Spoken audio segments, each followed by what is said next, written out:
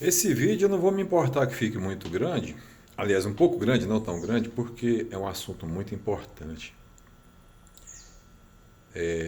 Nós não merecemos a salvação. A salvação só é possível pela justificação em Jesus Cristo. Jesus contou duas parábolas falando de fariseus que se achavam santos e pessoas pecadoras. Nessas duas parábolas, Jesus quis mostrar que toda a santidade daqueles fariseus não era suficiente para a salvação. E que aqueles pecadores eram de graça perdoados e salvos, como também os fariseus, perdoados de graça e salvos. Só crer em Jesus. Bom, vamos falar a primeira. A primeira está em Lucas 18, versículo 9. E a segunda está em Lucas 7, versículo 36. Interessante que 18 é o dobro de 9, 36 é o dobro de 18, né? Fica fácil decorar. Em Lucas 18, 9, Jesus conta que um fariseu e um publicano, que é o pecador, cobrador de impostos, subiram para orar. Na oração, o publicano batia no peito: Senhor, eu não sou digno, eu sou grande pecador, me perdoa. Não tinha nem coragem de levantar os olhos ao céu. Já o fariseu, cheio de si, achando que era santo, perfeito, maravilhoso, né? E ele orava assim: Senhor, obrigado, porque eu não sou pecador como os demais homens. Eu não sou roubador, não sou adúltero, eu jejuo 2 vezes por semana, eu dou dízimo de tudo que possuo. Mas e aí? Ele não tinha pecado? A palavra de Deus diz que todos pecaram e destituídos estão da glória de Deus, sendo justificados gratuitamente pela redenção que há em Cristo Jesus, que é Romanos 3:23. Né? Mas como assim, pecador? Que pecado que esse fariseu tinha? Olha, nós temos pecados que nós nem conhecemos. Por exemplo, Jesus falou no Sermão da Montanha, em Mateus 5, se não me engano, no versículo 44, que se chamar um irmão de louco, já é réu do fogo do inferno. No mesmo Sermão da Montanha, ele falou que não só adulterar, o ato de adulterar é pecado, mas até o desejar uma mulher no coração já adulterou com ela. Então, nós somos pecadores, indignos do reino de Deus.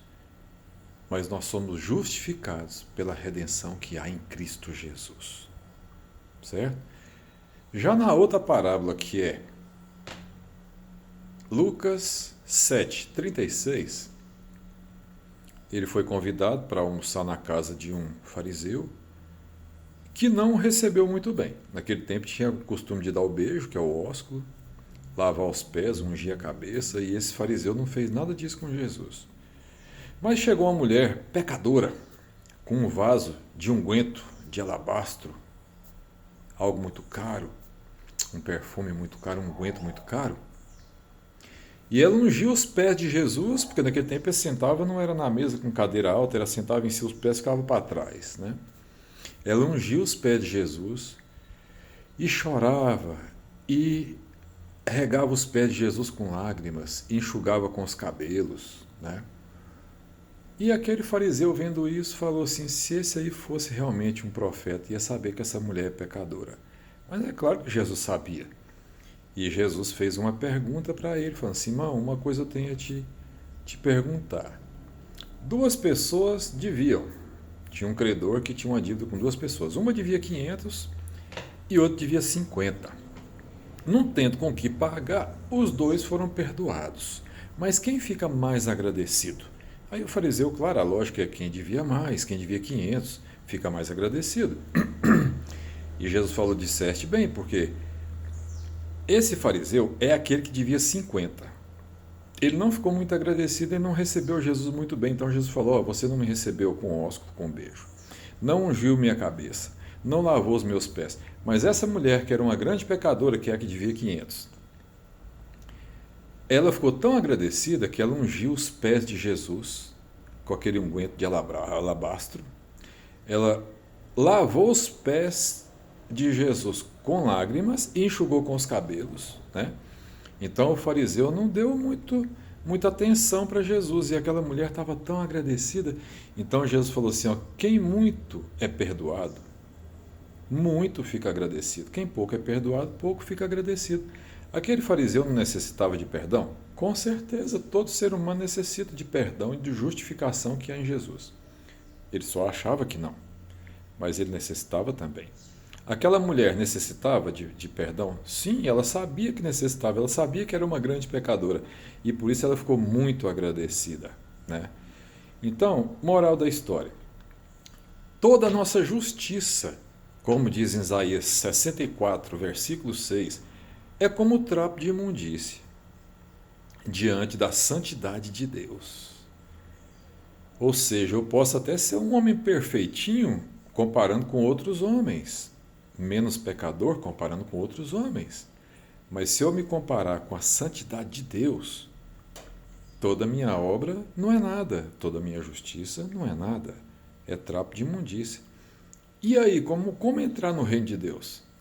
Crendo em Jesus Cristo, que é o Cristo de Deus, que cumpriu toda a lei, sem nunca errar, sem nunca pecar em nenhuma delas, e não tinha que morrer porque o salário do pecado é a morte, né? É Romanos 6, 23. Mas o dom gratuito de Deus é a vida eterna. O dom gratuito de Deus é a vida eterna. Porque Jesus, sendo santo e nunca pecou, não tinha que morrer, morreu em nosso lugar. O justo pelos injustos, como Pedro falou em 1 Pedro 3,18. Se não me engano, tem hora que eu confundo os capítulos e versículos, mas eu acho que é. Jesus morreu, o justo pelos injustos, para nos levar a Deus. Ele nos justifica. Sem Jesus, sem a justificação que há nele, não tem um justo o suficiente para entrar no reino de Deus. Vamos entender isso, ok?